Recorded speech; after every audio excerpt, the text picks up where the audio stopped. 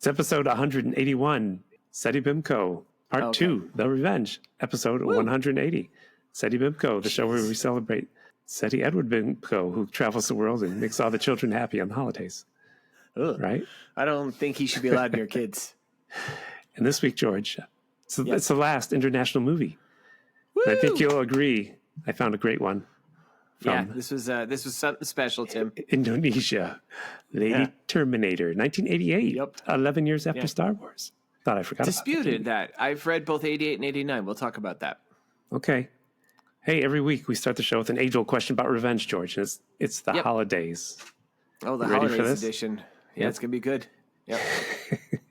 Did the three wise men, George? Did they ever get revenge on Frankenstein's monster? For disguising himself as a shepherd in the manger because he wanted to steal some of their gold. Yeah, George, the wise men found him out and thwarted him because their frankincense was tingling. They knew. It's Seti Bimco, Part 2, The Revenge. The show where we create revenge sequels that nobody wanted.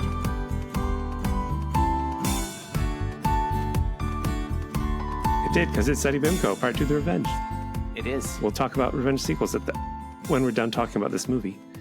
We no longer say this because I don't think we can claim anymore. We are we used to be America's foremost revenge themed podcast, but every story revenge got pretty slippy there for a bit. Every story involves revenge, George. You just wait, people. Yeah, you just do wait. Call Maybe we're playing the long game. Maybe we're going to do revenge on all of yous. Yeah. We're playing the long game. Yeah. So what's new and exciting in Hamill world? Oh, well, thanks for asking, George. George O'Connor, graphic novelist and artist, and Tim Hamilton, and New Yorker cartoonist. Yep. Author of Loki, out now. Yep. Out now. In fact, Tim just came to a signing I did the last week. Yeah. Me and your friend Foofy, as you call him. Foofy, our mysterious friend, who's definitely been named at least once on the show, but I like to pretend we haven't named him. And it was fun. Good show. Yeah. Thank you. I don't know if there's anything I can talk about. Well, there was anything. It was kind of just it was a nice night out. And then you had to retire a little bit earlier because you're a responsible human being. But Foofy and I met up with his partner and his partner's friend, and we tied on quite a few cocktails after that. Really? And I would just have to say that all of us were probably pretty fucking hungover the next day. That's what you say to the person who left the party early. It's a wild time after you left. We tried getting you to come in. I remember very distinctly us all perched outside of that cocktail bar, and we're like, "You coming in?" To me, like, "Actually, I have to go home and be with my dog." We're like, "Tim, come on, the party's just starting." Like, "No, my dog." And you went home, you were with your dog, and we were like going, "Now that Tim's not here, bring out the naked ladies." You talked about comic books the whole time you were with me, so when you went and hung out with two ladies, curious what you talked about. Comic books, of course. I said John Byrne was immediately slapped across the face, and I deservedly so.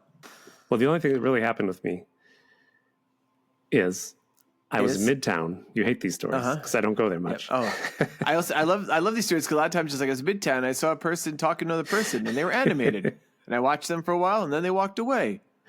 I grabbed a slice of pizza, stood around 35th Street, New York, fall weather. There's nothing more fun than just eating a piece of pizza on the corner of New York. I saw a guy peeing in the doorway. But the funny thing is, this happened to me more than once. Standing where I was, for people listening, I was standing at the bottom of the Empire State Building. And second time it's happened to me, people come up to me who are tourists. They go, "Excuse me, can you tell me where the Empire State Building is?" And I just point straight up in the air. I love it. And do they fly into the air? No, they look up and they're, "What?" Because they must have just got off the subway. They're like, "What? It doesn't look like the Empire State Building from the bottom, No, and also if it doesn't have a giant monkey climbing on it, how can you even tell? How can they tell? Just funny. That's happened to me twice. People. That's a good story. Right there. There you go. Were you just doing that? But were you doing that just for the hell of just? You're like, I'm going to sit here, eat my pizza, get maybe a few errant flakes of urine from that passing hobo on the pizza, but also I'm going to sit here and just point up when people ask me where the Empire State Building is. I love it. You never know what you'll see. Yeah. You never know, George. You newer do. Not like this week where we knew what we were going to see, right? Hey, are you segueing before me? I am segueing. George. Wait. Well, you were trailing off. Our listeners were falling asleep. George, no, wait. I want to talk about the Moody Blues. They're a very underrated band. Oh, God, the Moody Blues. No, we're talking about Indonesia's own Lady Terminator. Yes. Of Moody Blues, I think they played once. Oh, come on. Are you really doing this? Yes, they played once in Indonesia. What a fucking turd. Well, what was your segue? I was literally just going to say, we're just talking about, like, we don't need to mention the Moody Blues. But did they do something in the soundtrack or something? No, they played once. Are they going to be with us? So do a lot of people. Of Indonesia. Yeah, all right. Okay. I win this one this week, George. No, you didn't. Segue. You win every week because you just talk over it and you ignore my sensible... Like, it's not a segue to bring up something absolutely apropos of nothing. In fact, have the Moody Blues ever played Indonesia? I bet you they haven't. I bet they have. Come on. They rock the world. That just proves... 20 years. Their guitar player left to play with Wings. But they're still good. Is that true? Yeah. I mean, who cares? Speaking of wings, in Indonesia, I think they're familiar with a bird called a phoenix. The Moody Blues have never played in Indonesia. Okay, you win this week, George. You fucking idiot. You win this week. Your segue. God what was it? I don't even remember now because you talked over it and you ruined the whole podcast. We might as well be Bat and Spider. Are we fighting with them again yet? I've been listening to old episodes, so I'm like in the midst of our feud with them. No, Jack Kirby. Anyway. Jack Kirby, you're right. All right. Indonesia, George. The first thing we do, I'll just get there before you pass out on me in anger. Odd laws we do in every country. Yeah. This has been a great segment. It's our last one. It is a good segment. Odd laws in Indonesia. Here's another case of coming to America soon. It is illegal to insult the president or the flag or the vice president or the national ideology. Penalties up to 3 years in prison. Jesus Christ, yeah. By the time this records, we'll probably be there already. Yes. So, but here's the question. You think it will count if we say it now and it airs in a few weeks? Oh, probably. Okay, because I'm going to say something insulting. Our president, he's not a very nice guy. He's a little nutty. I think it's safe to say that he started out not making sense, and I've been reading transcripts of his recent stuff. I don't think I've ever seen a more incoherent person, and I've been around people in full-blown Alzheimer's. You've been around me? I've been around Tim Hamilton week after week. If you listen, you know. All right, what else, odd laws? Climbing the sacred mountains. There's a sacred mountain, Mount Agung in Bali. You can't climb it. It's banned. Agung? Agung? Yeah. Maybe? I don't know. I guess. I don't know. I don't know what accents to put on the stuff here. Nope. And neither did the people in this movie. And lastly, all forms of gambling. They're all illegal. Just everything. Really? Yep. I bet that's not true. Couldn't do that. I bet it is true. Well, Tim, we're both in jail. Might as well insult the Indonesian president and climb a mountain while we're doing it. Speaking of Indonesia, George. Yep. Did you hear about the Queen of the South Sea?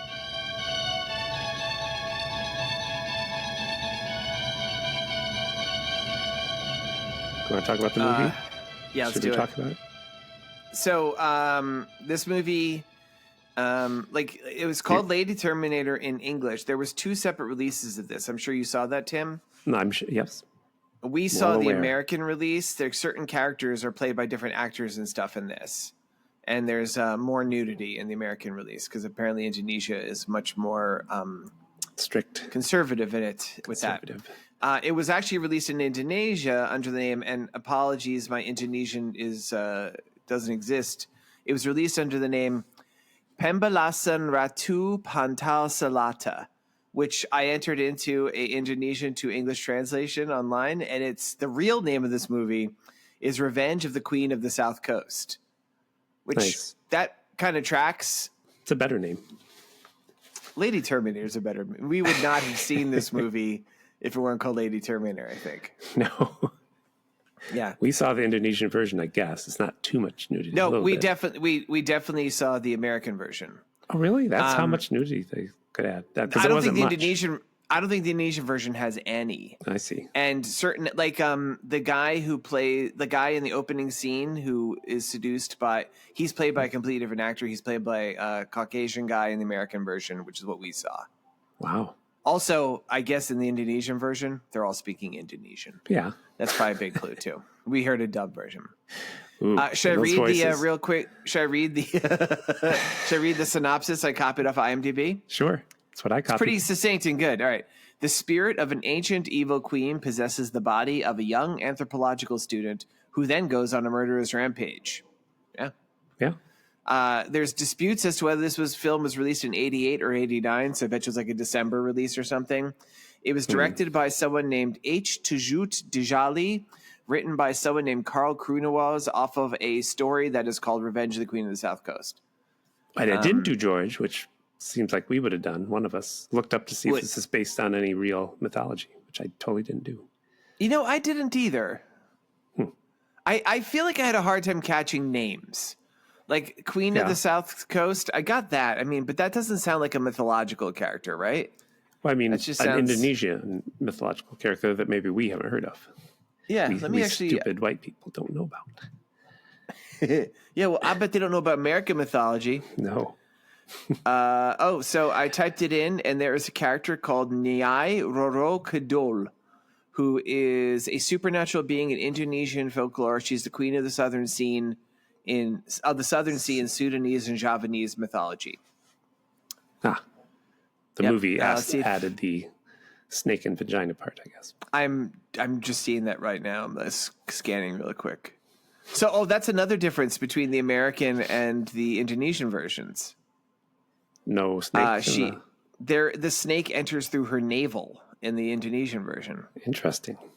Yeah. Oh, wow. Here. A lot of refunds. This Nyai Roro Kidul is sometimes depicted in the form of a mermaid, with her lower body in the form of a snake or fish, sometimes as a beautiful woman. She's believed to take the soul of anyone she wants. Her depiction as a snake may stem from the legend about the princess of Pajaran, who suffered from leprosy, which was thought to be the same as a snake shedding its skin. So there is a snake element to her. I think they sexed it up for this movie. Yep. There's always a snake. Garden of Eden, Legend of the White Snake. What was it called? That movie we watched? Lair of the White Worm. Lair of the White Worm. Yeah. Oh, what was the Crypt of Dark Secrets? Oh, remember the snake in there? Dumbala. She kept coming. Yeah, remember snakes are apparently sexy. Yep. Remember that airplane? All the snakes on it. There was all those snakes in the airplane. Yep, I remember that one. Indiana Jones said snakes. Why did it have to be snakes? Yeah. He did it first with the snakes on the airplane. He did. Now that I think about it, it's my pet snake, Reggie. I hate snakes. I hate them. That's what he says. He said that. Yep, he did say that. Let's do more Indiana Jones quotes. Okay. Well, it starts with a quote. Segue, George. This starts with a quote. Did you write down the whole quote? Because I was like, can I say actually a couple things just really quick? Sure. Before we get into stuff, it does start with the quote, but the movie stars a woman named Barbara Ann Constable. Tim, you'll be excited to hear this. I wrote this fact down just for you.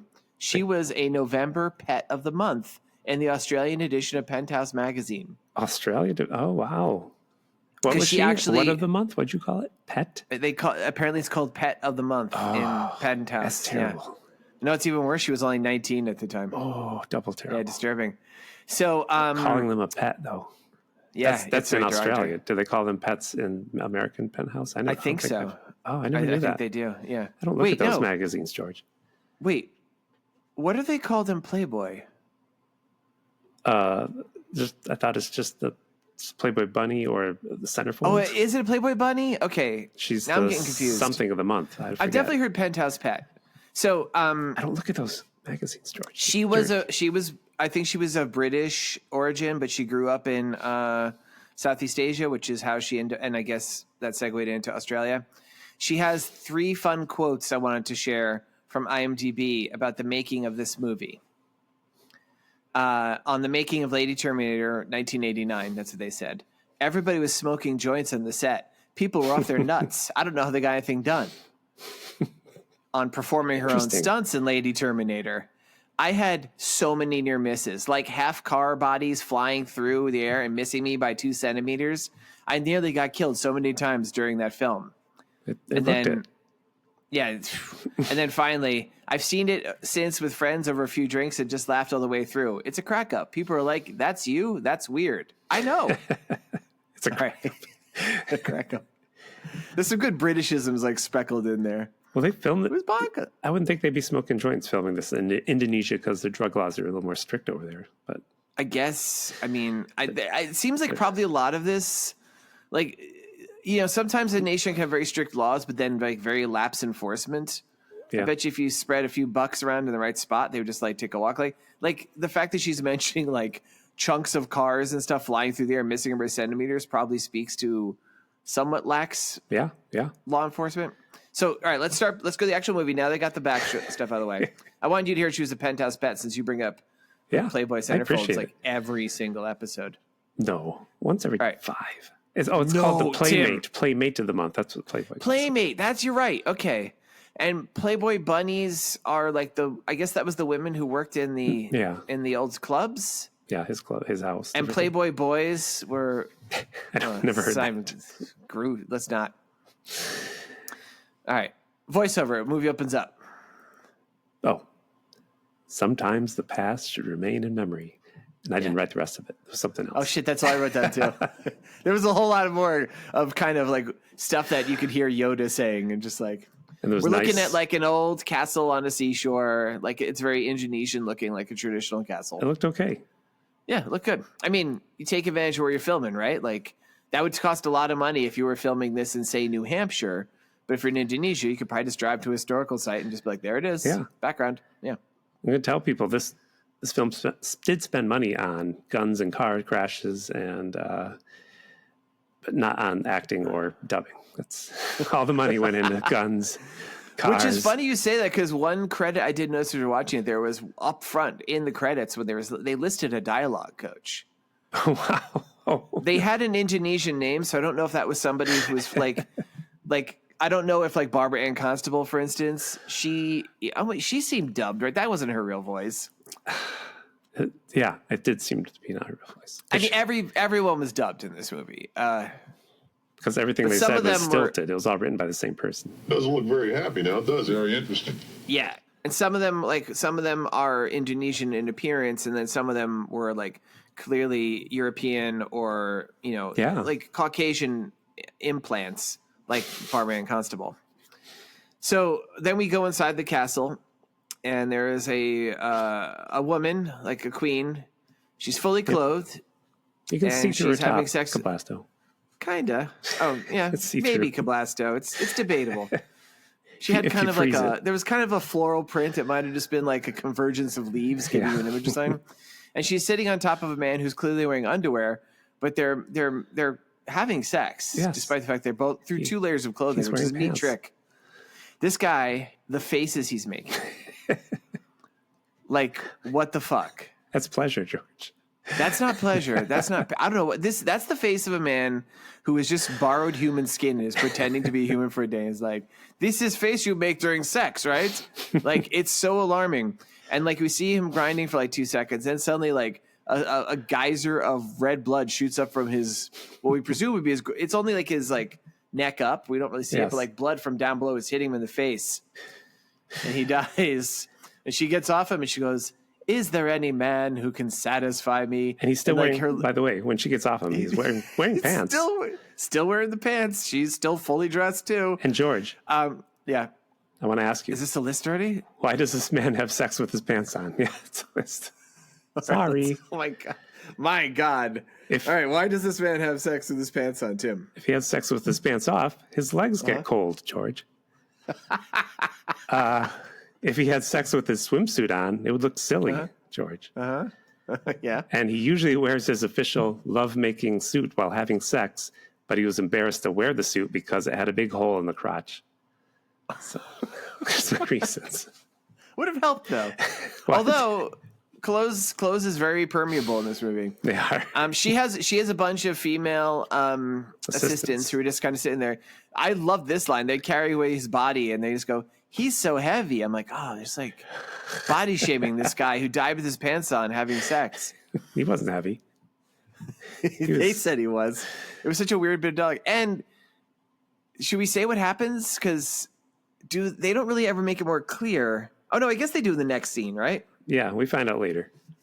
Well, then this handsome stranger walks in. White guy, Western guy. White guy. And this is one of the reasons we know this is the American release, because this time she actually does undress, which is a hint. Mm-hmm. She walks in, she just pulls up in a shirt. They both get naked, and they're having sex. It's not explicit or anything, but suddenly he reaches down and he pulls a snake out of her between her legs. Yep. And it immediately it turns into like a knife. Yeah, that was cool. Says, "You're my wife now. The killings must stop." and she does in a pretty it's suddenly full on kung fu movie from the 70s sound effect. Yeah. She punches this guy, knocks him across the room. Doesn't she shoot electricity like the Emperor? Or is that there later? is some electricity. There's a lot of electricity. She doesn't really shoot him with that, I think. She just kind of sparkles and she goes, she kung fu's him and proclaims, "In 100 years, I will revenge myself upon your granddaughter." Then she teleports outside in some lightning, and she goes, "I will go to the bottom of the sea and join with the forces of evil, and they will avenge this insult." And we see waves superimposed and guess the castle is swallowed in the sea. Yeah, I didn't get that, but yeah, you kind of learn that later from dialogue. So yeah, and then the credits start. And it's this fucking hilarious animation where you see Lady written in a very fancy script, and then Terminator in this more square thing, and lightning comes off it. And it's just I'm like, oh.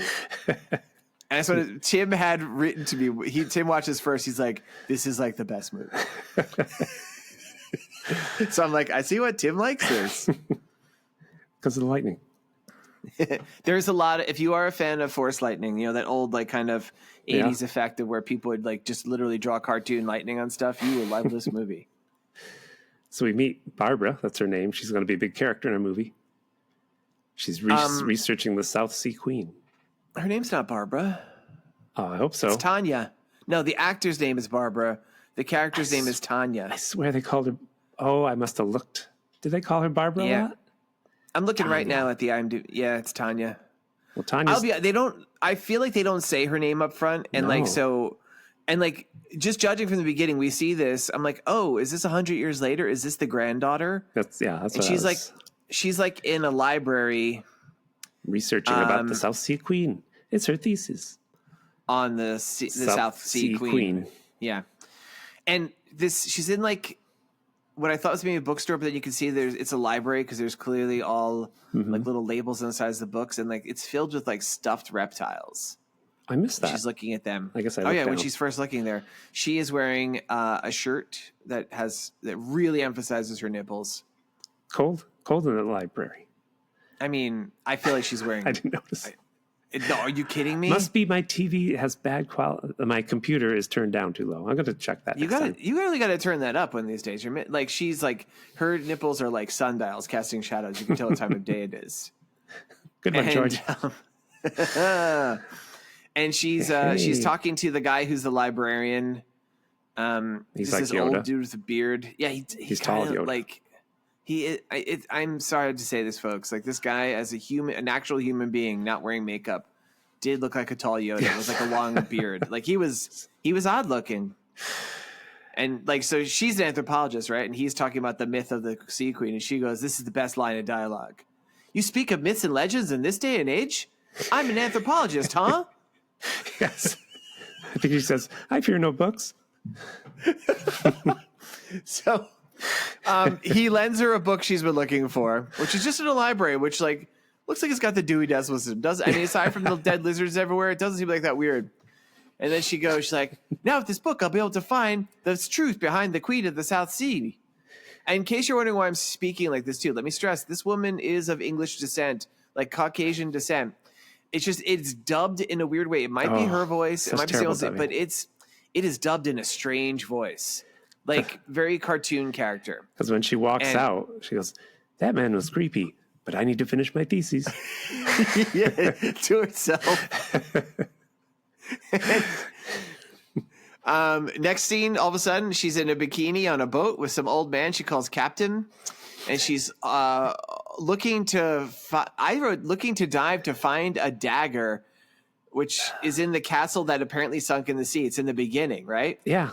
Yeah. So they're all talking. I'm like, dagger? Have we even mentioned this dagger yet? But I realized it's the dagger that I realized I was saying it's the dagger. Guess she read about it in the book. Guess so. And this captain hates it. It seems like he's like, I'm not going there. I'm not going there. You know, stuff bad happens there. Blah blah. He has a first mate called Popeye. Did you catch that? Yes, I wrote that. I wrote in all caps, Popeye. He says nothing, but he just steers. Oh! Did you catch this line, George? What? Because he's superstitious about it, and she says, "People today are building stations on the moon. Stop being so suspicious. I mean, so superstitious." And I'm like, really? Yeah. They're building bases on the moon in 1988? I guess that was conspiracy theory, or maybe this is in the future. I wrote he gives like his shitty Indianapolis speech. He's like explains why he's so superstitious. I'm like, oh, it's gonna be good. And it's just like people drown. I'm like that's all you got? Yes. So she puts on her scuba gear, and I wrote down a lot of scuba diving recently in her films. Like that Batwoman had all the scuba diving. This must be just an accident. She goes underwater and immediately comes back up, and she's like, my aqua lung's not working. Yeah, and he turns the switch, and then she goes back under. We see some footage underwater. We never actually see her scuba diving. It's all like a camera's eye view. Like they clearly bought like stock footage of a guy. You don't scuba dive alone, I don't believe. That's like a no-no. Yeah, well, she has the captain up above, and the captain's sitting there, and he sees like a snake on the boat. He's like, and then it becomes a rope. And then suddenly this huge wave comes, just like the wave we see in the beginning, superimpose the background, and the captain yells, "My God, what have I done?" And the wave wipes him out and kills him and presumably Popeye.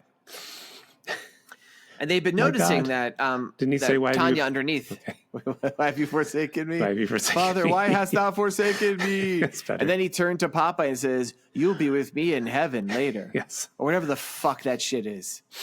Tim, I hate it when you make us bring up our Catholic background here. You have no Catholic background. I was raised fucking Catholic. You went to confession once. Yeah, I went to confession and told about the time I stole pennies and threw them in the woods, and I thought I was going to hell for 3 years. Not Catholic. And I remember when I would take Jesus' body in my mouth, I'd be like, this don't taste like human flesh. See? This tastes like bread. I know I mentioned that. I think I mentioned this podcast. My church wouldn't let us have wine. Like we'd watch Father Mott, this big drunk Irish guy, he would just like fucking house an entire glass of wine all by himself. And like, why were you watching him drink? Because he would do the Holy Ghost. This is the body of my Christ. Yeah. But like instead of handing it around to everybody in the congregation, this dude would just pound like a goblet full of wine. Like you'd see it dribble down his chin. That's what you do. And I'm like, I'm here listening to you talk about this is Jesus blood. I'm hearing all these stories. Like, don't I get to drink some wine? I'm like a 7-year-old boy. I want to drink some wine. Never got to drink that wine, Tim. Huh? Yeah. Never got to drink that wine. That's Long Island. That's Long Island for you. Back to the movie. The wave wipes out Popeye and the captain, and then in her bikini, the anthropologist Tanya falls onto a flowered-covered bed, just like poof. Tied down with seaweed, I think. You think that was supposed to be seaweed? I thought it was just supposed to be green lace. No, maybe. Yeah, it's a good bed. It's seaweed, but it's the same stuff later she has too. I think she has the powers to generate green lace. Maybe it's spinach. So she's tied up. She's tied up, spread eagled. Yeah. And was this bad CGI? I couldn't decide when that special effect was. No CGI back then. It was under the sheet. The snake was coming, so that wasn't real, right? It was like under the sheet. You actually see it. There, you see it. She's in her bikini still, so she's not naked. Yeah. And then suddenly, I wrote down a remedial CGI snake. You see it disappear into her. I did see that. I didn't think about the special effects. You're right. It was weird, and it goes through her clothes because in this world, clothes, penises, they could pass through them. We know that. They could have set that up as a real effect because her swimsuit was black, easy to hide. Maybe something was pulled through there that was very thin. Yeah. And again, now we knew we were watching the American version because, as I mentioned up front, the Indonesian version goes through her belly button. Okay. Suddenly, there's a big flash of cartoon lightning again. We see her hit the water. Oh, no, lightning hits the water out in the world. And slowly, Tanya rises up semi-naked from the waves and walks to shore. Then we meet these two drunk guys who are having a laughing fit. Yeah. And this is the first of our... Oh, my God, these guys. This is the first of a real overt nods to the original Terminator. Yeah. It's like when Arnold first appears naked in 1984 or whatever, he materializes and there's the biker guys sitting there drunken. They're not as drunk or These guys. Well, let's talk about these guys. This movie's strange because it starts with the supernatural thing, and then the rest of it is a lot of Terminator like ripoff stuff. So such a weird choice, right? And like she's this woman with like mystical powers and a knife, but like she doesn't really use any of those powers. She definitely is very powerful, but not in a snaky way for most of the movie. Yeah. But these two drunk guys. She walks up to these two guys. Let's talk about these guys, Tim. Well, did you notice the one guy was laughing so hard he was peeing through his pants? Did you see that was what was happening? And they were both laughing. Yeah.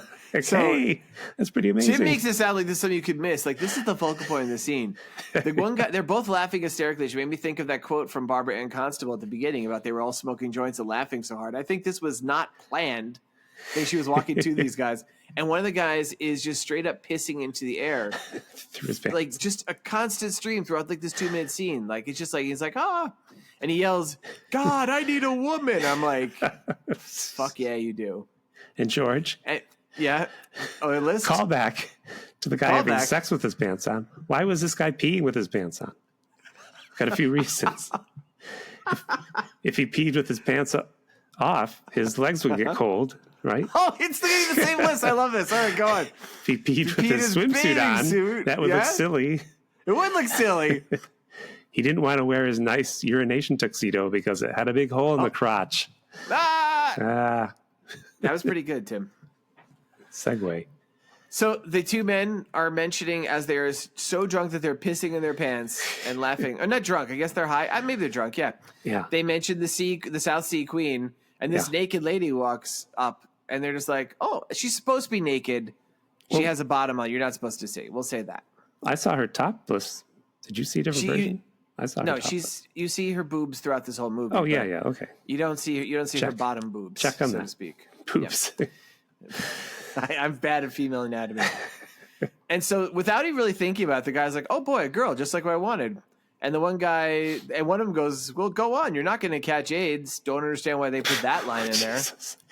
That was in another movie we watched too. These old movies have that. I remember there was a line like that. I was like, even Hitler had a girlfriend because he made a joke in there. Well, I mean, and all these movies, of course, unfortunately filmed at the height of the AIDS crisis. Yes, they were. I'm like, It was in... Sad. Yes. It was in the Thanks, Ronald Reagan.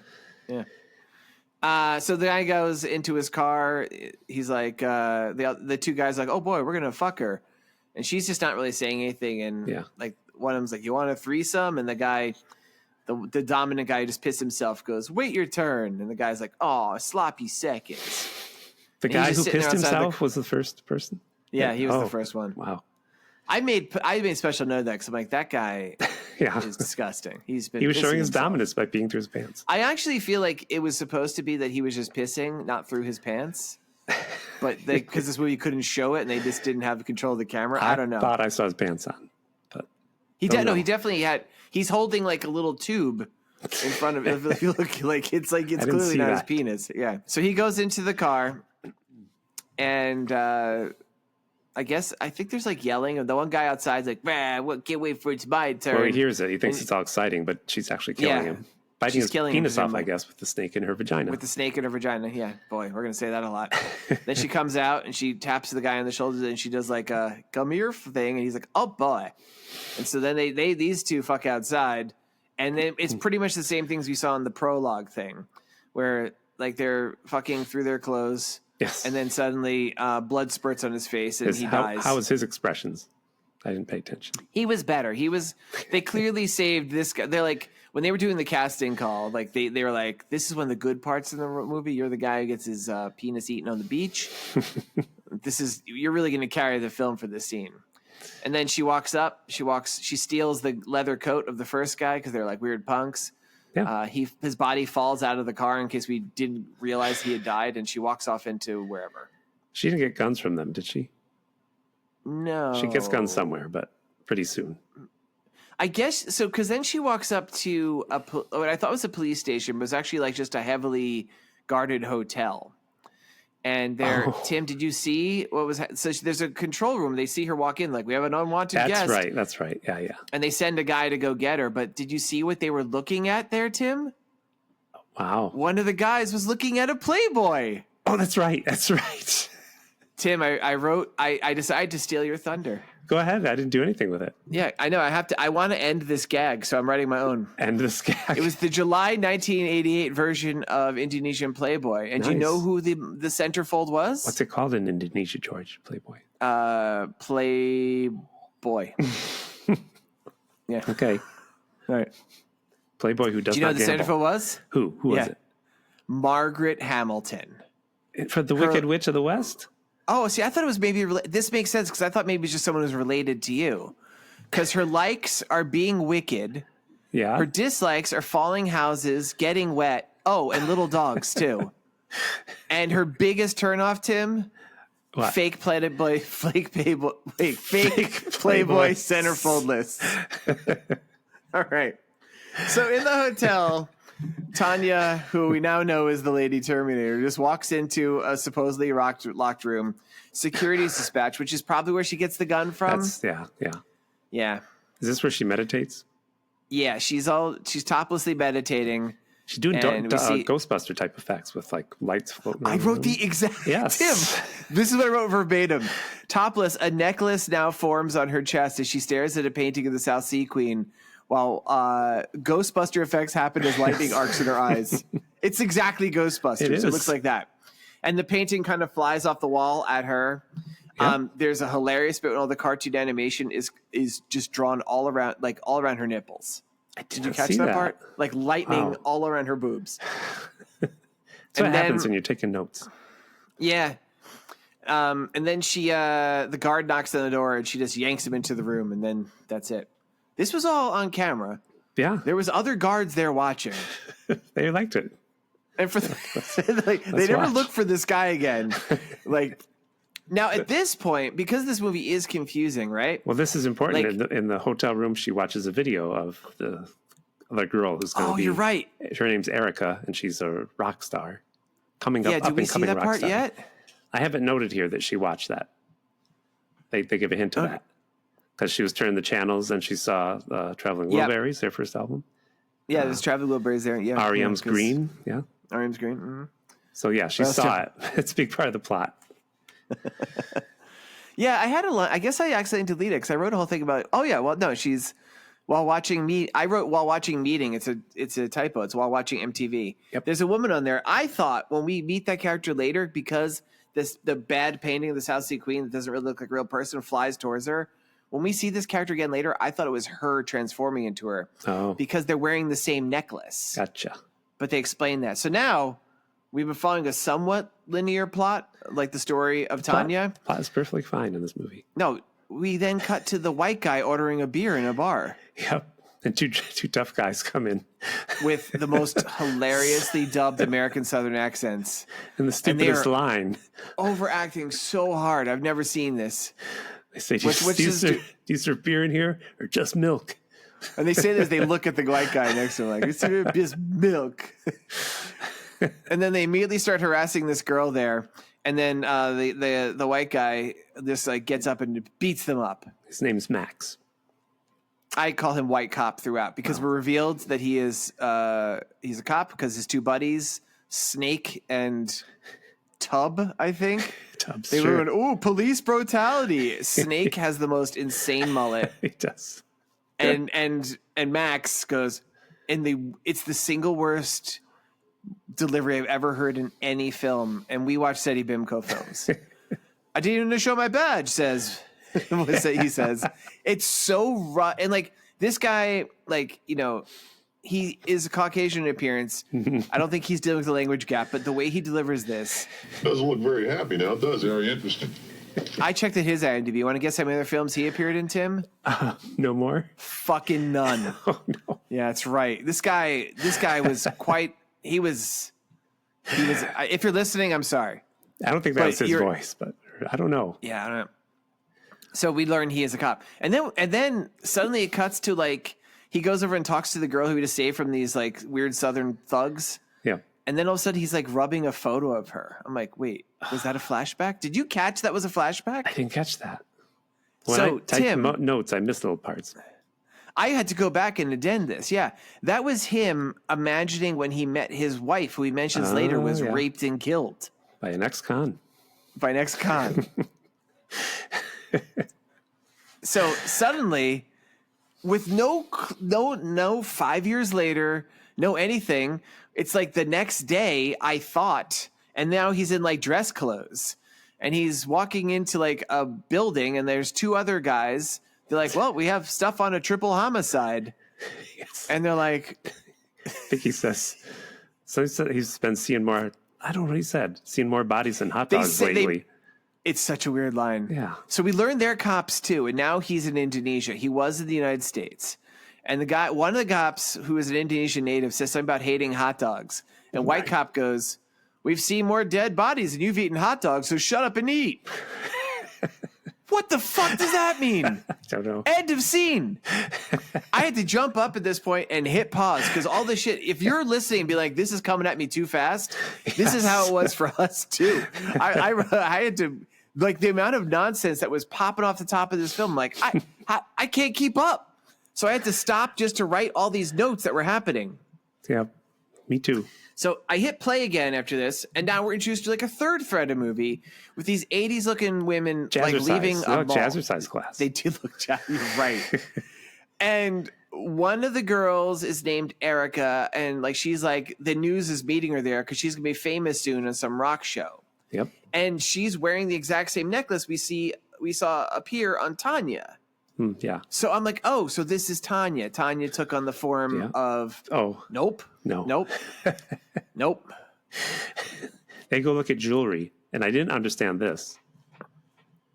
But Erica does say she has an antique necklace from her grandfather, and I was like, oh, so she's the granddaughter. She's the granddaughter. Yeah, I wrote like, oh, she's actually the Sarah Connor of this film. She's the Sarah Connor. She's with her friend Marianne, who sees this necklace that looks exactly like her necklace in the jewelry store. It is a duplicate of the famous one. They don't make this clear, but she buys that necklace. And also, it's supernatural, so what's it matter if it looks like it? But, Yeah, you would think that's actually what she was. So, well, I guess what's happening then is Tanya, the Lady Terminator, has been tracking Erica, who is now we learned is the victim. It's not actually Tanya's an innocent victim, right? Like she just becomes this thing. Well, they make this clear because Terminator lady's walking down the street and she walks by a TV store and all the TVs are showing Erica singing. Remember that? Mm-hmm. Yeah. And she turns and she shoots her. She has a machine gun now. And she just. Well, that's after she kills her friend. Is it? Well, I have my notes different here. No, her friend buys the duplicate necklace, and she must be close enough that she's sensing them. Mm-hmm. And she follows her friend into the bathroom. And she's wearing black leather and stuff, looking, and she shoots her in the head with a MAC-10. And then a cleaning lady comes and screams, and she shoots her too. And then she takes the necklace and crushes it. And I still, at this point, hadn't really figured out what was going on. I'm like, wait, did she just get fucking revenge? Well, yeah, because, again, it would be supernatural. So you'd think that Terminator lady would know. It's fake. Yeah, but right? She knows when she holds her hand, she crushes it. So then she walks out. She sees Erica on the TV, and she shoots the TVs with the MAC-10. But then a guy comes out, and he's like, but there's a guy going, no, I must save the TVs, and she shoots him. She shoots him too. Why? Now, why was he so interested in saving the TVs, George? He was the salesman. Oh, is this a list? Oh, I'm sorry, Tim. Okay, go on. He was the salesman, number one. Yeah. Also, it was 1988, and Indonesia got their TV shows later than the rest of the world. That was the night Indonesia was going to find out who shot JR. Also in Indonesia, they got the news late, and he wanted to see this newly released Zapruder film he'd heard about. Oh, man, I knew it! And also, they're just... You're being inconsistent with your time gaps. Okay, how about this time gap? In Indonesia, they're about to air the season finale of I Love Lucy. You wanted to see it. All over the place. All over the place. This movie inspired me. So then we have a quick scene. I might buy the DVD of this, George, if this is better. You should. Quality. You should. Don't you want one? Really?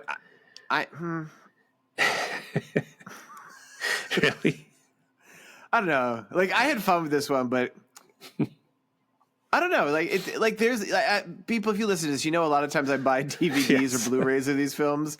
This one didn't inspire as good as this one was. Like a kind of perfect Seti Bimco film. Somehow, I think I'm going to blame it on Max. Yeah, he's not lovable. he sucks. I really liked like Barbara Ann Constable's appearance, like performance in this. Mm-hmm. The one who played the Lady Terminator. Yes. Like I'm like, wow, she's pretty cool.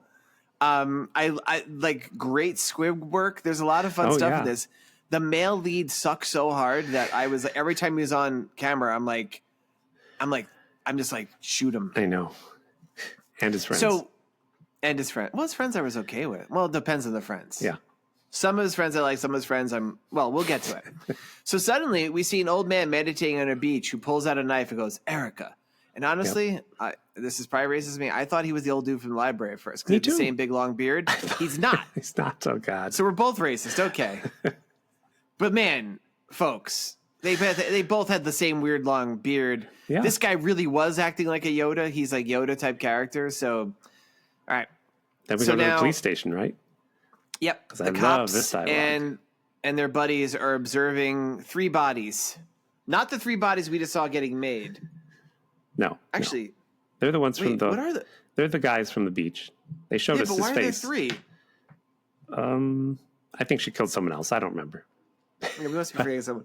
But they're making jokes like, ooh, blowjob gone bad.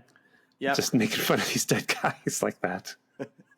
They do mention all their cocks are bit off. Yes. And one of them goes, could it be a small animal? Perhaps. And they're like, forensics say it could be an eel. Could be an otter. Shall we? I got a clip of them right here. Doesn't look very happy now, does it? Very interesting. It says here all 3 of these guys died with their cocks bitten off. Could be a small animal. The report says an eel. An eel? On dry land? I've heard of the ultimate blowjob, but this is too much. Obviously done by the same So person. then George. white cop, yep.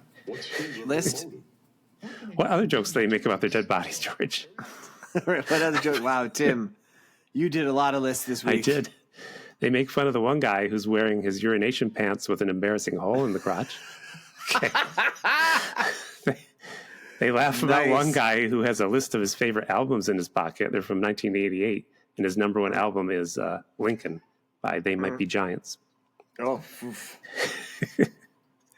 They laugh at one guy who had his penis bitten off because, ironically, that guy had a book in his pocket called How to Avoid Having Your Nipples Bitten Off. And they laughed and said, he bought the wrong book. That's good. Tim, can I make one like honest critique? The first joke should have been the third one. Ah, really? Because the holes in the pants was the third one every other time. Yeah. Yep. Yeah. I'll re-edit it. That was all good. That was good. That was a good list, though. Thank you. That's pretty rough. Like, I hope that when I die, there's no evidence of They Might Be Giants fandom in my body. We have to get rid of that big full body tattoo of. I thought you were going to say, I hope there's no evidence that my penis was bitten off us. Where are you going with this? As long as it happens after I'm dead, I'm okay with it. Okay. An otter. Folks. I'll blame it on an otter. An otter? Is that it? That's. Tim, quick side question. What's better, otter? If you had to have your penis bit off, an otter or an eel, which would you prefer? You're dead already. I think the otter would be quick. They got sharp teeth, right? The eel's got little sharp teeth that chews for a while. Yeah, I don't know that eels even have teeth now that you mention it. But if that happens to you and I'm standing around and people are wondering, I'll just say, I think an otter did it. It's okay. He expressed to me he wanted an otter to bite off his dick. He would say, why I otter? Okay. Wow. So now white cop and his 2 friends, the Indonesian cops, are talking about their job, being very nonchalant about people's penises being bitten off. How can a human being do this? Oh, very easily. First, you take their pants off. Yeah, okay, cut it out. I don't want to know about it. Back to business, gentlemen. And eating hot dogs. Oh, is there a connection there? Is that why they were talking about penises and hot dogs? Maybe. I bet you it was. And one of the cops is going, it's like, I'm going to go to get a scene and get evidence. I'm like, well, he's getting killed, presumably. But I'm wrong, because then the white cop and the other cop go to this club. It's the same club that Erica's going to perform at to an apparent audience. And I wrote, it's to an apparent audience of Mormons. What a boring pile of drips in this audience. Did you see these people? Not if you look up the word corn-fed yokel, you would find like these photos. They're all like they're all wearing like plaid short sleeve shirts and just being real dancing with no rhythm. It's terrible. Oh yeah, it was a terrible party, but I didn't notice that. I wonder we saw different versions. Maybe. And then the one cop goes to white cop, goes, cute, isn't she? And he goes, maybe. Stop trying to get me involved. And then the other cop's like, okay, but all the girls in the office are beginning to think you're gay. And they all laugh. Ha, ha, ha, ha. And so Erica's on stage singing, and then Lady Terminator enters through mist at the club. Just like in the Terminator movie, very similar. Just like in the Terminator movie, like even though she is apparently a snake-possessed goddess person, not a robot from the future, we see her vision where it's like this red tunnel vision on Erica. And then she pulls out guns, and the cops start shooting her. And I'm like, wait, what does this have to do with snakes? Yeah, I don't know. And like they just keep shooting her and just like not doing anything. She's shooting at them. The cop Erica. literally says the cop literally grabs. No, actually not white cop. The other cop literally goes to Erica and the white cop goes, "Come with me if you want to live." I know. Like they did the line. And she kills a lot of people there, like you said, a lot of squib work. Yeah, a lot of squib work. A lot of people in the audience get killed. The cop that is not white cop has a shotgun. It's the only thing that's even slowing her down. It keeps knocking her over. No damage at all, not even to her clothes. Yeah. And she grabs him and breaks his neck and throws him against the wall. So he dies. She falls down and gets up like the Terminator did also. Like, yeah, it looks just like that. But without like the damage and stuff that you would see. Like, you know, he's slowly becomes a silver exoskeleton. She kind of skips that stage. So Max takes Erica in a car. Yeah, the first car blows up. Oh, yeah. Yeah. But she jumps through the fireball onto the hood and is thrown off the car. There's not a scratch on her. And like she's been shot a million times. We see her blow up. We see her get thrown off a car. And he yells, "Why didn't she die?" I have a list, Tim. Oh, reasons why she didn't die? Yeah, it's only 3, too. You'll be happy. Number 1, they missed all of her vital organs. True.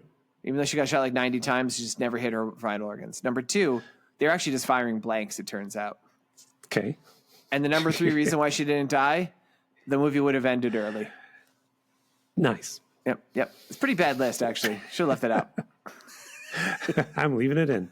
Yeah.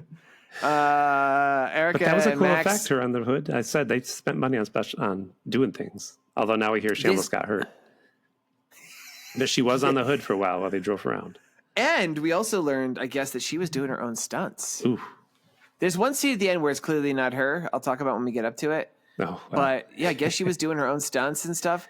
And like, I do want to say, like, for a movie that's like not great, like the squib work is like, it's like, man, you see the low end estimate, you probably see about 70 people get shot bloodily in this movie. Right. And like every time, like whoever was doing the squib work was really loving their job. Yeah. So Erica and Max are in the car racing away. They're in a cop car. They're having a stupid fight. I was so dumb. I don't remember what it was, but I wrote, I'm on Lady Terminator's side. She's mad. She's like, "Who are you? Why'd you take me?" And they just wanted to show us they don't get along at the beginning. Yeah. It's like a super perfunctory, like, oh, they'd hate each other. Like, there's dumb. And he's on the radio calling for backup. And he's like, I've taken her to this spot. Can you send backup? What he doesn't realize is Lady Terminator is still a cop car, so she hears that. Just like it. So they're at the side of the road. He's like, oh, here comes backup. They could take you home. And then she starts shooting at them. Their car blows up. They jump in yet another car, which is there. And I'm like, what the hell does all this have to do with a woman having a snake in her vagina? Like, what? Like she's shooting like machine guns and stuff. Like, what does that have to do with anything? There's a dumb car chase. They're pretty good. They jump over. It was good. Cars. It was well done. The part that made me hate him is he said he hands the wheel to Erica and he goes, "Take the wheel. I'm going to have some fun." Yeah. And he leans at the car and is just shooting a machine gun at her that he has. I'm like, you suck, guy. He did suck. And they make her crash. She throws on the handbrake, so they stop abruptly. And luckily, a ramp appears right in front of them, and she shoots over the ramp, and her car explodes again. They get to the police station. Yeah, the real backup arrives now. They take her to the police station. They look up Barbara. Oh, wait. What's her name? I call her Barbara. Her name is really... all right, so the real actress name is Barbara Ann Constable. The character's name is Tanya Wilson. Constable. And they go, from your descriptions, we ID'd her as Tanya Wilson. And like a computer image picks up. Yeah. And I'm like, Green what did he lines. describe her as they were able to say? Like, oh, it's a tall, pretty lady. Oh, I think he did say she was visiting. They had her visa. She's researching. She's a college Well, they were able to student. find that. Yeah, they found she's missing for 3 days. She disappeared That's two right. other men. No bodies were found. But like they got that from his description. Like what? Yep. What? So, but they figure it out. The old man's there. Well, also before that, he calls back to the United States and tells his buddies from the opening scene. Right. that they So didn't die. Snake and Bub, like the guys in the bar fight stuff. And I'm like, wait, he just called the United States. And this is when I first realized, like, oh, that first he was in the States because they specifically said your friends in the States are on the phone. I'm like, what? Wow, I didn't even catch that. I assumed it was all Tim, in it gets Indonesia. it gets so much stupider. I know. Yeah. So he tells them about what's going on, right? And then the old man from the beach shows up. Yeah, he says, because he tells them it didn't die. And he goes, what are you talking about, man? If it bleeds, it dies. I like that one. Which is actually a line from not Terminator, from Predator. Oh, really? Yeah. So I'm like, actually, what year did Predator come out? 87, I think believe. that's. Oh, I thought it was 89. Nope, that was Batman's year. Let me make sure I add. Oh, man. You're right, 87. So yeah, it's definitely a Predator reference. 89 was all Batman. All Batman. That's one of the, like, I want to do a Tim timeline of like how certain years you always have to mention, and like 89, anything in 89 is like, but they couldn't do it because they were at the theater watching Batman. Always in the theater watching Batman. I imagine Tim in 89 and you were just such a little nerd. Be like, Batman again. It's the 7th day in a row I've gone. Wonder if Joker will still die falling. I only saw it twice. Liar. I didn't love it. I liked it, but I didn't love it. But you mention it all the time. It's interesting. Yep. It is interesting, George. So the old man who he knew this gradually learned is he's given like a big expo dump, and because like he's just a fucking tool shed, Max is like, I don't believe any of this bullshit. Yeah. And he's just like, he storms out in the hallway all mad, and very specifically the old man's like, Erica, the necklace is how she's tracing you. Why don't you give me the necklace? Mm-hmm. Which is perfectly timed because just that second, Lady Terminator drives a car through the front of the police station. Yes. The only thing mashes a guy. They just left out the "I'll be back" part. I swear, I was expecting it. I couldn't believe that this movie didn't have "I'll be back." Right? Yeah. So and then this is like. Yeah. This is when the squib work really goes into overdrive. If you've seen, I imagine you've seen the original Terminator, you probably have like the famous scene where he raids the police station and is just murdering cops left and right. Like he's got nothing on Lady Terminator. Like she is just walking through the thing, kicking open doors, killing every single person she finds. But she does this for 5 minutes, and then she finds another hallway, and people are still in there sounding surprised because they just show her shoot. And you hear a guy go, "Ah!" Right. Like. People are really slow to pick up that there's a crime. Or like maybe this happens on like, they got it handled in that other hallway. Like it's going on for so long and there's still people who are just kind of like putting away their paperwork when she runs in the room and massacres them. So then she faces the old man, right? Yep. It's kind of cool. And he does something very odd. That's very odd. She shoots him and nothing happens. But then he takes the necklace and he like holds it in front of his face and goes and blows it. And like a little green energy, it turns to green energy and flies into her eye. Yeah. Knocks her over. And he's like, And then she stands up. He goes, he's surprised. And then she shoots him like 30 times in the crotch. In the crotch. Just like, wow, that's rude. And he dies. And now there's only 3 cops alive and 3 people alive in the whole building at this point. Erica, Max, the white cop, and the other cop. And 3 of them are in a room where she's the Lady Terminator is coming. Erica and Max escape through a window. The other guy's like, I'll cover you so you can get away. And he catches a bullet, but he's still apparently alive. And finally, Lady Terminator's gun jams and they escape. She runs out of bullets after shooting everybody. Yeah, like killing every cop there is. They get into a car, Erica and Max, and the car breaks down shortly after. And they're like, well, we need to find a place to crash. So and they make a fire in the middle of the woods. In Terminator, they hide under a bridge, I think. So Erica like bandages a little bullet wound he had or something, and we learn his backstory. He goes, 1 sentence. 5 years ago, my wife asked me to quit my job, and we moved to Minnesota. We opened a bar, And then my wife was raped and murdered by an ex-con. Sorry. And I was like, what? Just like, and it's delivered, folks. I'm really not even like, No, that's the line. It's almost verbatim. And then Erica mentions, like, I lost my family when my parents when I was a kid. And I was raised by my uncle Abu, who was the one guy we met. This is the first time we're given his name, I guess. And now, and my best friend Marianne is dead too. And then he says the stupidest thing. Wait, she starts crying first. I know what you're going to say, but she's crying about this. She starts crying.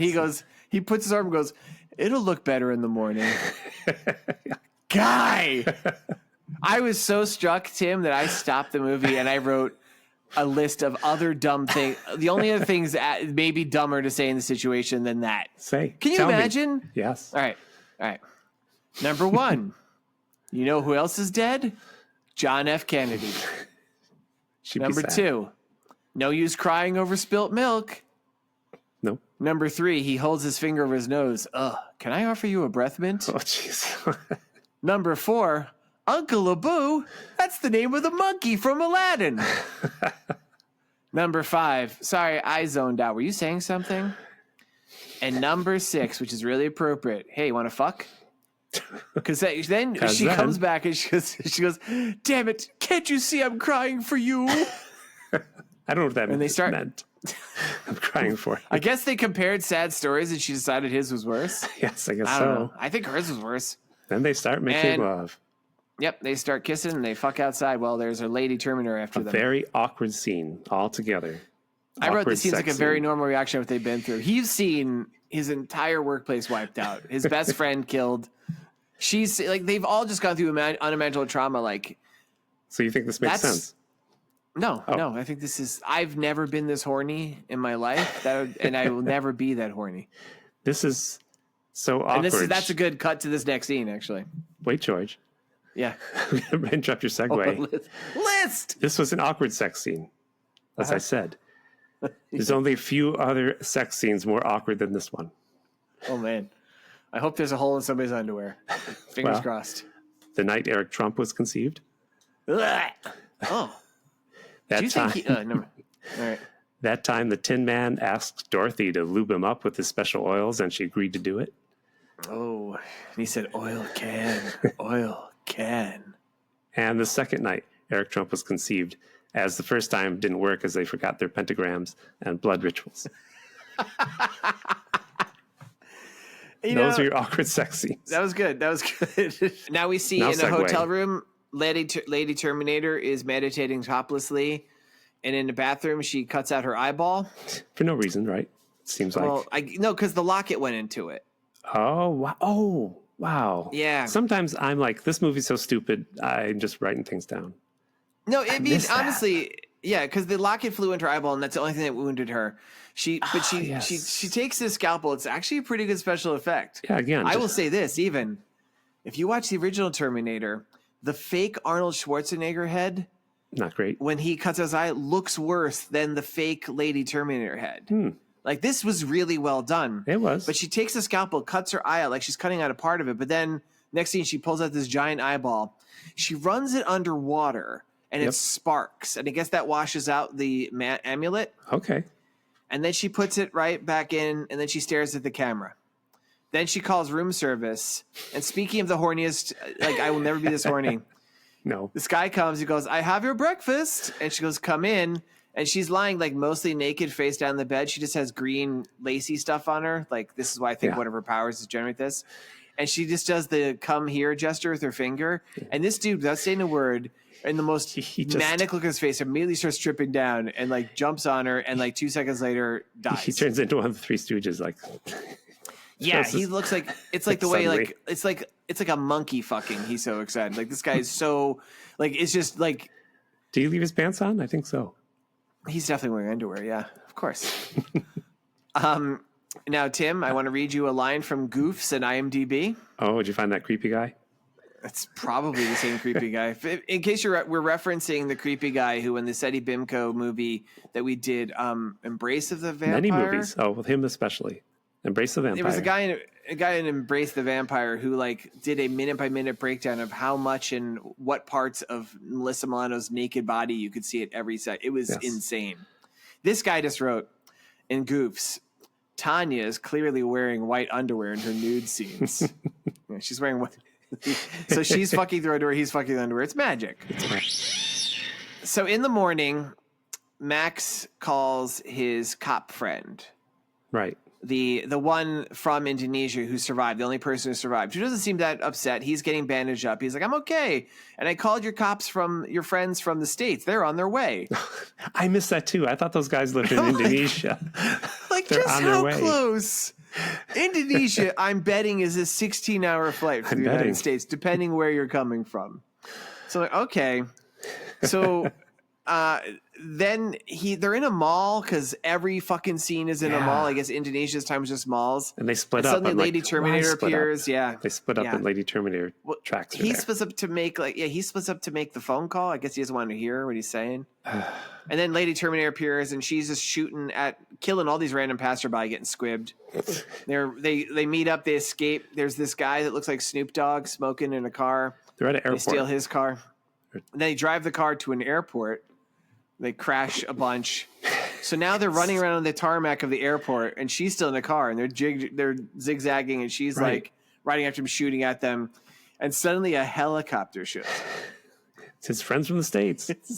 Which I guess we're meant to think his friends flew a helicopter across the Pacific Ocean.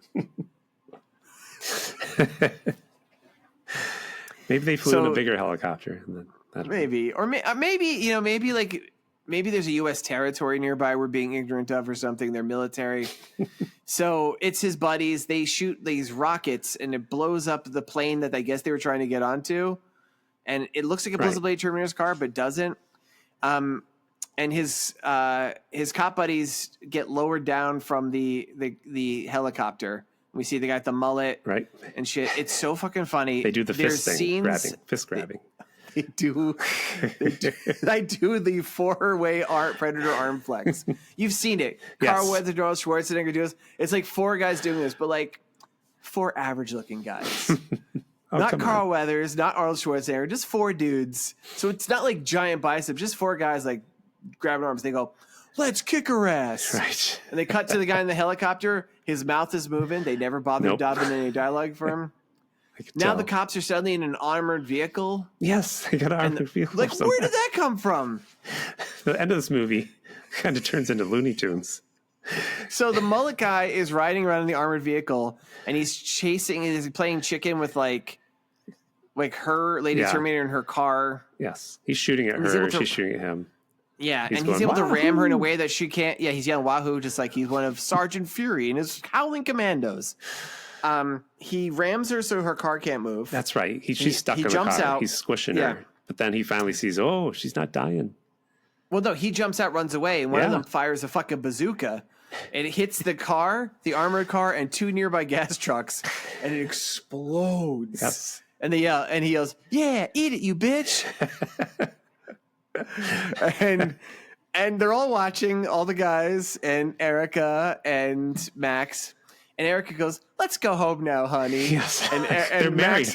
Max, I'm like, "What?" And Max is like, "Yeah, that should be enough to kill anybody." Cut to her rising from the snake, and now it is clearly not the same actress. Yeah, it's the burnt zombie. It's like a guy. It's definitely a dude. Yeah, like you can see, like, and he shoots eye beams out like Cyclops from the X-Men, and it kills Mullet. Snake goes, I'm like, yes, best part of the movie. Why did she shoot laser beams this whole time? I don't know. Why? I mean, this is the first, like, she's been using like fucking machine guns and stuff. She's all burnt and shit looking. It looks like she has a fucking mustache because I think the guy playing her has a mustache. And so then the helicopter drops a net on her and she looks up and she blows up the helicopter. Again, now you mention this, Tim, this must have cost a lot of money. They blew up 2 gas tankers, an armored vehicle, so many cars. Yes. All the squibs. They blew up a helicopter. They bought a net. Nets are very expensive in Indonesia. And this is so funny because we see this huge helicopter, and because these are fucking terrible actors, the actor playing Erica flinches like you would if you saw a helicopter explode, especially when containing your best friend.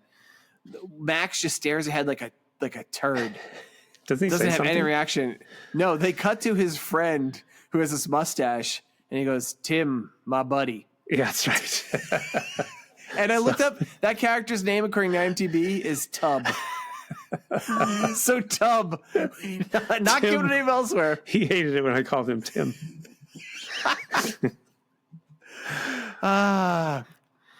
And so like the Terminator, it's down to Erica with a hurt leg crawling up some steps in a building that's abandoned. Yeah, it looks like an air control tower, maybe. Yep. No one's working Lady there. Terminator uses her Cyclops eye beams to kill the rest of the cops from the United States who flew over in a helicopter. and then it's just Max and Erica, and she runs out of eye beams, so she just beats him up. He's hitting her with a gun, and she just punches him. And up at the top of the tower, she chases wounded leg Erica, and she's hitting her with like a stick, and then what's his name gets his second win, Max, and he hits her with a big piece of wood. Great bit of dummy work here. She picks him up like a rag doll. Yes. And I thought broke his back. I thought so too. Like, hold him up over it, and he slams him down on the thing. He looks bent heavy, goes crack, and he goes, oh. And she's starting to choke Erica, who suddenly, out of nowhere, pulls out the knife, the same knife her great-grandfather made, stabs the lady. It's really funny because, like, doesn't really even commit to the stab. It's like a really kind of wussy stab. And then Lady Terminator disappears in a burst of electricity. Into the sky. Yeah. Yeah, I don't know whether I thought, did I miss that the old man gave her the knife? Did I miss it? He must have, right? Must have been a little scene that was too quickly edited. Yeah, or we were just writing something. Because at this point, I was worried, like, they're going to kill her with something supernatural, right? Just the way she was formed. But the way the movie was going, I was unsure. Like, she really showed the only injury she showed at all was when she got hit in the eye, and even then there was no visible damage. She took her eye out, and not until the tanker blows up on her when she looks burnt. Yep. But since morning, Max and Erica are watching bodies being carted by, but one of them stops. It's Tom. Yeah, and Tom is that's the name of the other cop. That the other Indonesian cop. And Tom says, "I want to live forever." And Max goes, ha, ha, ha. Sure, Tom. And is that like a reference to Highlander? I don't know. Who wants to live? It says, you know what? I want to live forever. Like, okay, cool. All right. I hope Dracula bites you. I don't know what to say about that. And Erica and Max get in the car and they drive home. And then the voiceover comes from the beginning. That's right. Said a whole bunch of shit. I wrote down the first line. I didn't. The struggle in our souls is never over. And then just goes on. I was like, I can't. I just can't. I could buy this and watch it at a party. You know, this would be a good part. You know what? I'm going to say something a little shocking. I wish it was ever so slightly more raunchy. Yeah, yeah. It was like, you're talking about a movie like a woman who has a snake up her vagina gives her superpowers, right? Yeah, that would be weird though. But yeah, it doesn't really do much of that. Then it becomes a weird it's just so odd that it has so many scene for scene nods to Terminator and also a couple weird ones to Predator. And then like it has this it's just odd. And that famous movie Vagina Snake. Also. Oh, Vagina Snake on a plane. Yeah, that's a good one. Vagina Snakes on a Plane. Yeah, that movie. So many goddamn snakes in these vaginas on this plane. Tim, are we getting canceled for this episode? No. Now we have the part of the show where Tim and George talk about how this movie is like Star Wars and Labyrinth. Well, George, how this movie's like Star Wars? Yeah, let's hear. The Lady Terminator, she started out, as we said, looking like a young, pretty Princess Leia. She was attractive young lady. But she wasn't wearing underwear either, just like Princess Leia apparently did. Right. But she ended up at the end looking like Uncle Owen, all, burnt up and set on fire. That's what I got. Okay, and I like to say how it's like 1986's Labyrinth. So you maybe don't catch this in Labyrinth because it's only it's quickly alluded to in like behind the scenes dialogue and stuff. Something that didn't happen in the movie, George? No, this did happen. Okay. So in this movie, Tanya is transformed into an avatar of evil when a snake enters her vagina. Mm-hmm. And what you don't realize throughout all of Labyrinth is that Hoggle has an eel up his asshole. Okay. Yep. That's it? It's not even an eel. It's just a worm. It's that worm from the beginning scene. Because if she's going that way, she's going right to the center. And like seconds, if you look carefully, you could actually see a shadowed hand coming over. He just grabs him and keisters that guy. And that's what happens. Keisters him. I get it. Does the worm in Hagel's butt, does he ever say, come on in, have some tea? Wherever you are, wherever you're hiding, I'll find you. I'll get you. I'll get you. Revenge. I'll get you. Okay. I can't believe we talked this long about this movie. I mean, I can. This was kind of like a perfect Sadie Bimco film. We sometimes create... You go first? Go ahead. I'm just saying. We do revenge stories based on this movie, spun right off from this very movie we saw, George. You going to do yours first? Is that what you're saying? Yeah, if that's okay. Do it. We should just take turns. You just tell me to go first. We've said that before, too. We should, and to keep it straight, we should do it like whoever... chose the movie should go last or something. Or you just did it. All right. So sequel. Start music. Play my music. Yeah, there we go. It's years later, and despite the "let's go home, honey," Erica has broken up with Max.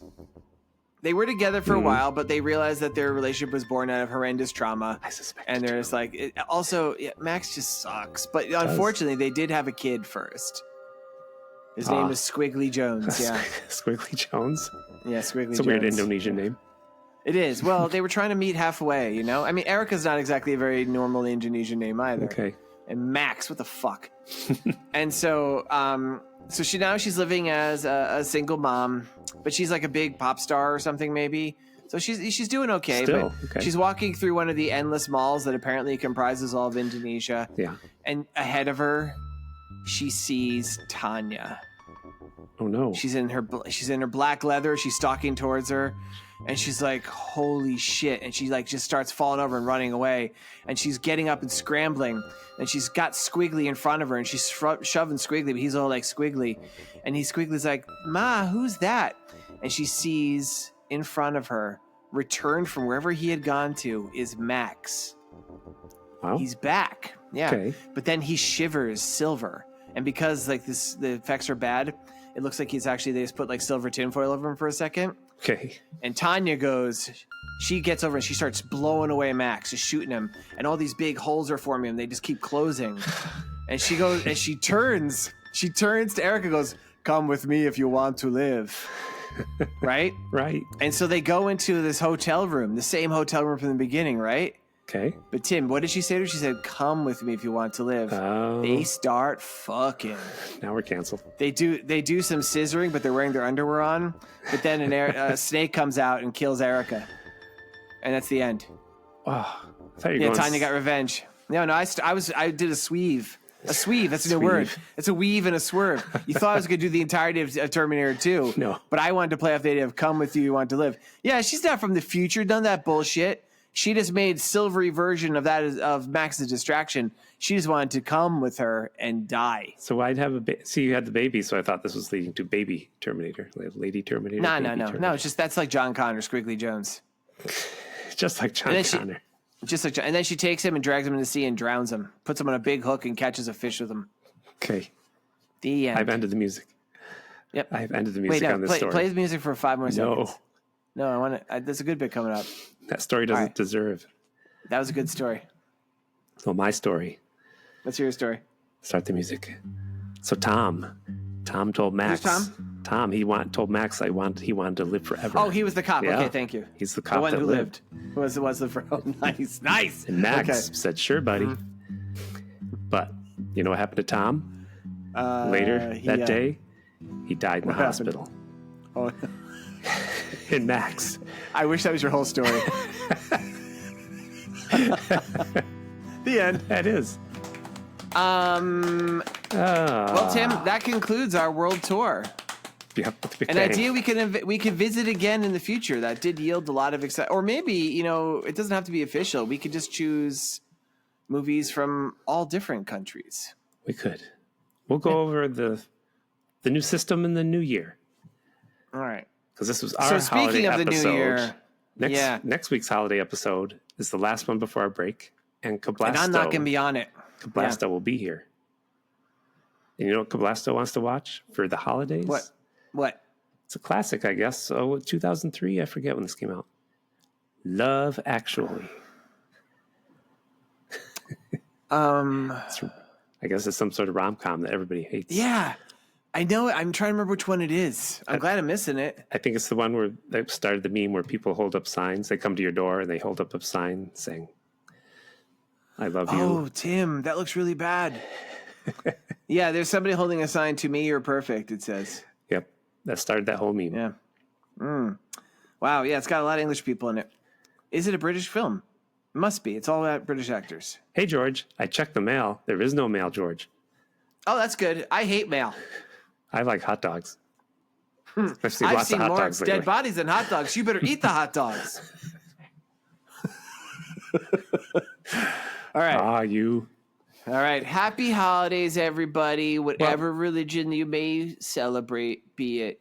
Well, let me say Christmasica or Hanukkah or Kwanzaa or Saturnalia or whatever. And next week, Kevin Kablasto will be here. And we're going to watch Love Actually. But we're done. Enjoy the Yuletide log. The log. Bye, everybody. Bye, everyone. Long. Go your own way. Stealing my lines.